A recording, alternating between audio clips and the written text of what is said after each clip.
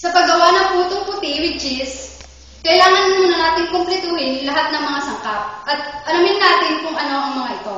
Una, meron tayong isang mangkok ng harina, Isang mangkok ng tubig, 4 na kutsara ng asukal, isang kutsarang baking powder, 2 kutsara ng butter, isang cup ng gatas, 2 itlog, at syempre para masarap ang ating putong puti, kailangan natin ng cheese.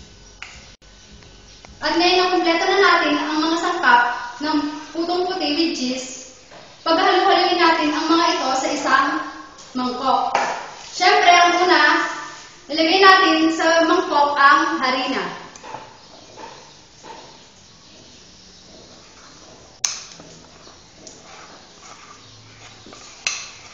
Ayan. Pangalawa naman ay ang baking powder. At ang pangatlo ay ang asukal.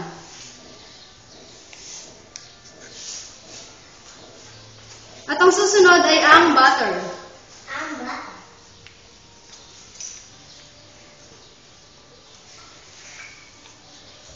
Tapos ang gatas.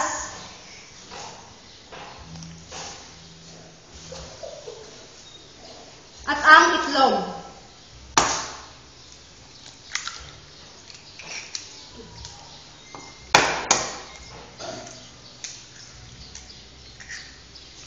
Siyempre, lalagyan natin ito ng tubig para mahalo ng mabuti.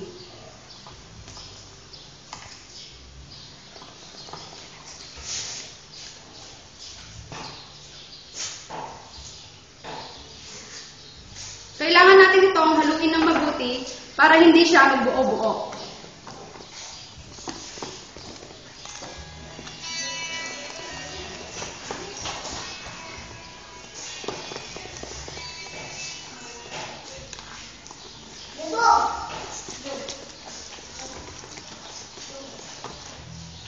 At ngayon, tapos na natin paghahaluin ang ating mga sangkap, kailangan natin ng hulmahan upang magsilbing lalagyan nito.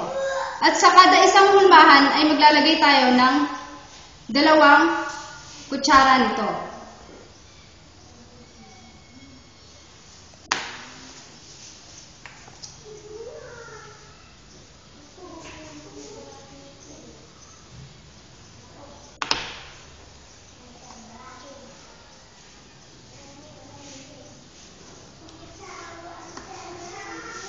At pagyari natin nalagay ang mga sangkap sa hulmahan, ay i-steam natin ito at maghihintay tayo ng 20 minuto.